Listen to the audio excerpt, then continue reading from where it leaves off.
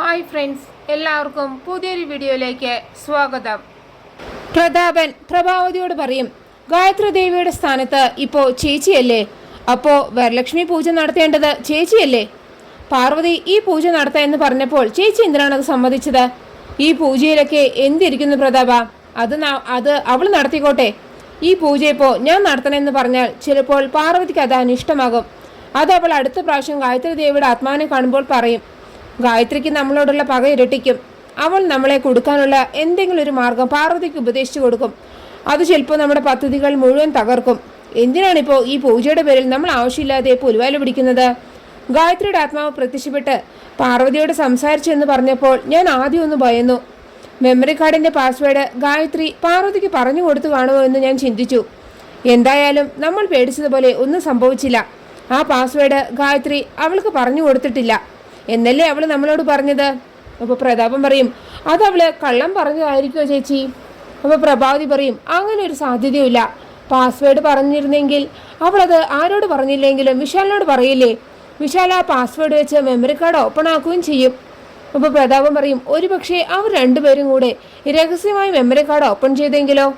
അപ്പോൾ പ്രഭാവതി പറയും, അങ്ങനെ സംഭവിച്ചിരുന്നുവെങ്കിൽ ഇപ്പോൾ നമ്മൾ ഈ വീട്ടിലുണ്ടാകുമോ?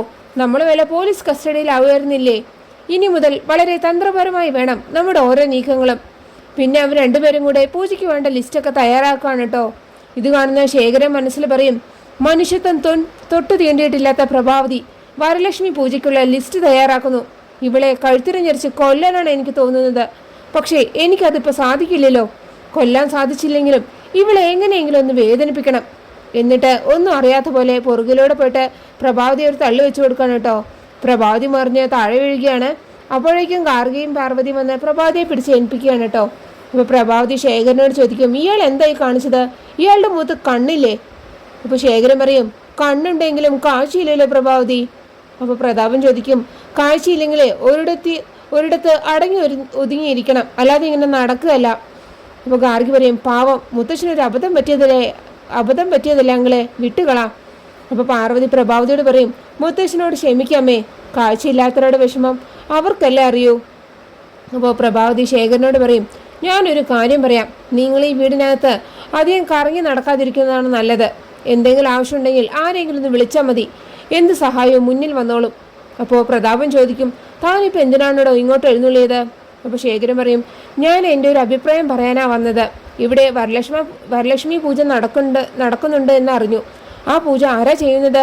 എൻ്റെ അഭിപ്രായത്തിൽ വരലക്ഷ്മി പൂജ ചെയ്യാൻ ഏറ്റവും അനുയോജ്യ പാർവതിയാണ്. ഇത് കേൾക്കുമ്പോൾ ഗാർഗി പറയും, പൂജ ചെയ്യുന്നത് പാർവതി തന്നെയാണ് മുത്തശ്ശ. അപ്പോൾ ശേഖരൻ പറയും, അതെന്തായാലും നന്നായി. അപ്പോൾ പ്രഭാവതി പറയും, പൂജയ്ക്ക് വേണ്ട സാധനങ്ങളൊക്കെ പ്രതാപം വാങ്ങിക്കൊണ്ട് വരും. നിങ്ങൾ ഇയാളെ കൊണ്ട് റൂമിൽ കൊണ്ടിരുത്ത്, അല്ലെങ്കിൽ വീണ്ടും ഇയാൾ ഇവിടെ എവിടെയെങ്കിലും തട്ടി വീഴും. അപ്പോൾ ശേഖരൻ പറയും, വേണ്ട, ഞാൻ പോയിക്കോളാം, നിങ്ങൾ പൂജയ്ക്കുള്ള ഒരുക്കങ്ങളെല്ലാം നടത്തിക്കോ എന്ന് പറഞ്ഞിട്ട് ശേഖരൻ അവിടെ നിന്ന് പോവുകയാണ്. പൂജയ്ക്കുള്ള വിളക്കും സാധനങ്ങളും ഒരുക്കട്ടെ എന്ന് പറഞ്ഞിട്ട് ആ സമയം ഗാർഗിയും പാർവതി അകത്തേക്ക് പോവാണ് കേട്ടോ. അപ്പോൾ പ്രഭാവതി പ്രതാപനോട് പറയും, നീ പൂജയ്ക്കുള്ള സാധനങ്ങൾ വാങ്ങാൻ പോകുമ്പോഴേ ഒരു ഹൈ ഹീൽ ചെരുപ്പ് കൂടെ വാങ്ങിക്കൊണ്ട് വരണം. അതെന്തിനാ ചേച്ചി? ഞാനിപ്പോൾ പറഞ്ഞത് കേട്ടാൽ മതി, കഥകളൊക്കെ വഴിയെ പറയാം. അപ്പോൾ പ്രതാപം പോയിട്ട് പറഞ്ഞതുപോലെ ഒരു ഹൈ ഹീൽ ചെരുപ്പ് വാങ്ങിക്കൊണ്ടുവന്ന് പ്രഭാവതിക്ക് കൊടുക്കുകയാണ് കേട്ടോ.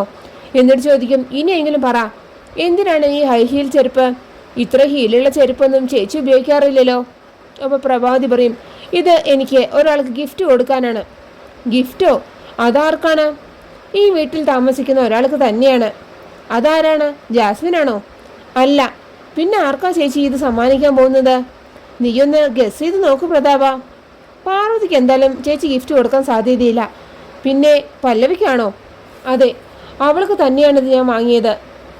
ഇത് കേൾക്കുമ്പോൾ പ്രതാപം പറയും, ആ പട്ടിക്കാട്ടുകാരിക്കാണോ കോസ്റ്റ്ലി ആയ ഈ ചെരുപ്പ് വാങ്ങിക്കൊടുക്കുന്നത്? അതും ഹൈ ഹീല്. നേരെ ചൊവ്വേ സാധാരണ ചെരുപ്പിട്ട് നടക്കാൻ അറിയാത്തവളാണ് ഇനി ഈ ഹൈ ഹീൽ ഇടാൻ പോകുന്നത്. അപ്പോൾ പ്രഭാവതി പറയും, ഒന്ന് പുഷ് ചെയ്ത് കൊടുത്താലേ അവളെ മോഡേണാക്കി എടുക്കാൻ പ്രതാപ. അവളെ മോഡേണാക്കിയിട്ട് ചേച്ചിക്ക് എന്ത് കിട്ടാനാണ്? ഇതിനുള്ള മറുപടി ഞാൻ നിന്നോട് മുമ്പൊരിക്കൽ തന്നെ പറഞ്ഞതല്ലേ. അപ്പോൾ പ്രതാപം പറയും, ചേച്ചിയുടെ ആ പ്ലാൻ അത്രയ്ക്ക് വർക്കൗട്ട് ആകുമെന്ന് എനിക്ക് തോന്നുന്നില്ല. നീയൊന്ന് സമാധാനമായിട്ട് വെയിറ്റ് ചെയ്യ് പ്രതാപ. എൻ്റെ പ്ലാൻ വർക്കൗട്ട് ആകുമെന്ന് നിനക്ക് സാവധാനം ബോധ്യപ്പെട്ടോളും. അപ്പോൾ പ്രതാപൻ പറയും, ചേച്ചി അവളെ ഇങ്ങനെ തലയിൽ കയറ്റി വെച്ചാൽ അവസാനം മിനിയാകുമെന്നാണ് എനിക്ക് തോന്നുന്നത്. അപ്പോൾ പ്രഭാവതി പറയും, ഒരു പെണ്ണിൻ്റെ മനസ്സ് മറ്റൊരു പെണ്ണിന് മാത്രമേ അറിയൂ. അതുകൊണ്ട് നീ എന്നെ കൂടുതൽ പഠിപ്പിക്കാനൊന്നും നിൽക്കണ്ട. നീ സമയം കളയാതെ ആ പല്ലവി എവിടെയാണെന്ന് പോയി നോക്കിയേ. അപ്പോൾ പ്രതാപൻ പറയും, അവൾ എവിടെയുണ്ടെന്ന് നോക്കുന്നതിനേക്കാൾ നല്ലതേ വിപിൻ എവിടെയുണ്ടെന്ന് നോക്കുന്നതാണ്. വിപിൻ എവിടെയുണ്ടോ ആ പരിസരത്തെ ചുറ്റിത്തിരിഞ്ഞ് പല്ലവിയും കാണും. അപ്പോൾ പ്രഭാവതി പറയും, അതെന്തോ ആയിക്കോട്ടെ, നീ പോയി അവളെ വിളിച്ചിട്ട് വാ. അപ്പോൾ ശരിയെന്ന് പറഞ്ഞിട്ട് പ്രതാപം പോയിട്ട് പല്ലവിയെ കൂട്ടിക്കൊണ്ട് വരികയാണ് കേട്ടോ. പല്ലവിയെ കാണുമ്പോൾ പ്രഭാവതി പറയും, എനിക്ക് നിന്നെ വലിയ ഇഷ്ടമാണ് മോളെ. എന്താണെന്നറിയോ, നീ ഭയങ്കര സുന്ദരിയായതുകൊണ്ട്. അപ്പോൾ പല്ലവി പറയും, ഞാൻ അത്രയ്ക്ക് സുന്ദരിയൊന്നും അല്ല അമ്മേ. അപ്പോൾ പ്രഭാവതി പറയും, ആര് പറഞ്ഞു? നിന്നെ കാണാനേ എന്തൊരു ഭംഗിയാണ്. നീ അധികം ചെറുപ്പക്കാരുടെ അടുത്തൊന്നും പോയി നിൽക്കരുത് കേട്ടോ, അവർ നിന്റെ സൗന്ദര്യത്തിൽ വീണു പോകും. അതിപ്പോൾ എൻ്റെ മകൻ വിപിൻ ആയാലും ശരി. പക്ഷേ എന്നും നീ ഇങ്ങനെ ഒരു ഗ്രാമീണ സുന്ദരിയായിട്ട് മാത്രം നടന്നാൽ പോരാ. അപ്പോൾ പ്രതാപൻ പറയും, നീ ഒരു മോഡേൺ ഗേളായി മാറണമെന്നാണ് ചേച്ചി പറഞ്ഞതിൻ്റെ ഉദ്ദേശം. അപ്പോൾ പല്ലവി പറയും, മോഡേണോ? ഞാനോ? അതൊന്നും ശരിയാവില്ല, ചേച്ചിക്ക് അതൊന്നും ഇഷ്ടാവില്ല. അപ്പോൾ പ്രതാപൻ പറയും, ചേച്ചിയുടെ ഇഷ്ടമൊക്കെ ആര് നോക്കുന്നു? പല്ലവിക്ക് ഇഷ്ടമാണോ? അതെ, ഗുഡ് ഗേൾ. കാലത്തിനൊത്ത് നമ്മൾ കോലം മാറണം. നിന്നെ എനിക്ക് ഇഷ്ടപ്പെട്ടത് കൊണ്ട് നിന്നെ ഞാൻ ആ രീതിക്ക് മാറ്റിയെടുക്കും.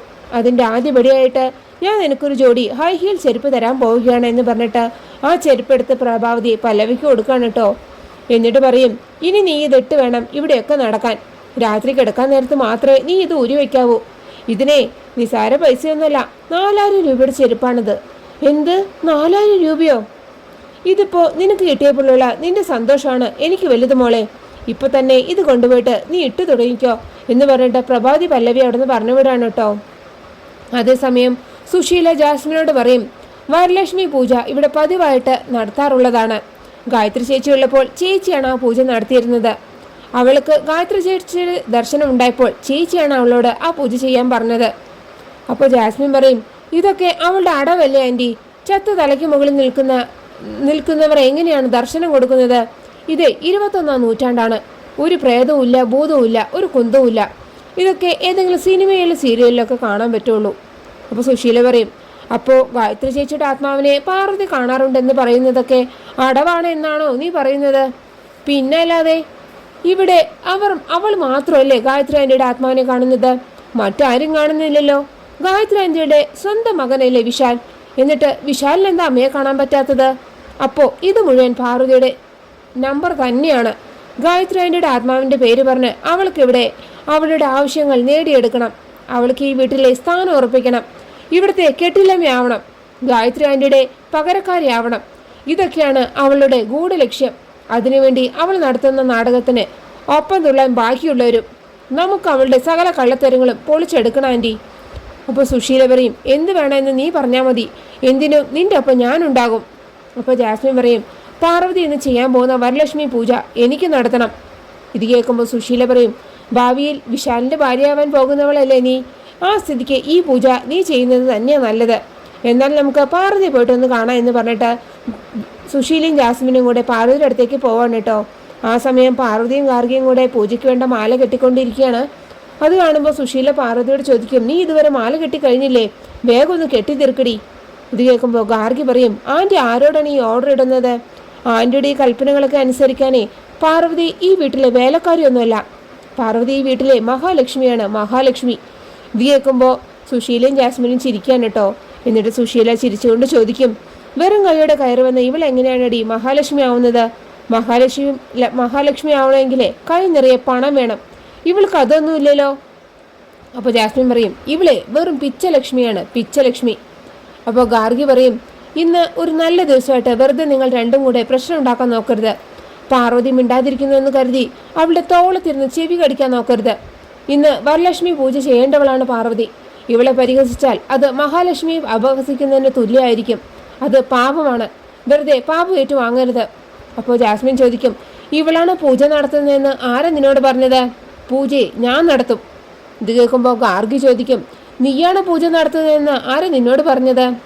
ആര് പറയണം? ഞാൻ തീരുമാനിച്ചു. സുശീല ആൻറ്റി സപ്പോർട്ട് ചെയ്തു. അപ്പോൾ ഗാർഗി പറയും, നിങ്ങൾ രണ്ടുപേരും മാത്രം അത് തീരുമാനിച്ചാൽ പോരാ. വരലക്ഷ്മി പൂജ ചെയ്യേണ്ടത് ഈ കുടുംബത്തിലെ അംഗമായിരിക്കണം. അതാണ് ആചാരം. ജാസ്മിൻ എന്നാണ് ഈ കുടുംബത്തിലെ അംഗമായത്? ജാസ്മിൻ ഇവിടുത്തെ മെമ്പറല്ല. അതുകൊണ്ട് ഈ കുടുംബത്തിലെ പൂജ ചെയ്യാൻ ജാസ്മിന് പറ്റില്ല.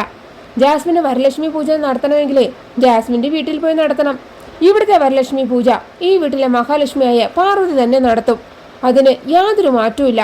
അതുകൊണ്ട് കൂടുതൽ വാച്ച് പഠിച്ച് ചമ്മാ നിൽക്കാതെ നല്ല മനസ്സോടെ വന്ന് പൂജയിൽ പങ്കെടുക്കാൻ നോക്ക്. ഗാർഗി പറഞ്ഞത് കേട്ട് ദേഷ്യത്തോടെ ജാസ്മിൻ അവിടുന്ന് പോവുകയാണ് കേട്ടോ. അങ്ങനെയാണ് എപ്പിസോഡ് അവസാനിക്കുന്നത്. നിങ്ങൾക്ക് എൻ്റെ റിവ്യൂ ഇഷ്ടമായി മറക്കാതെ എല്ലാവരും ലൈക്കും സബ്സ്ക്രൈബും തന്നെ എന്നെ ഒന്ന് സപ്പോർട്ട് ചെയ്യണേ പ്ലീസ്.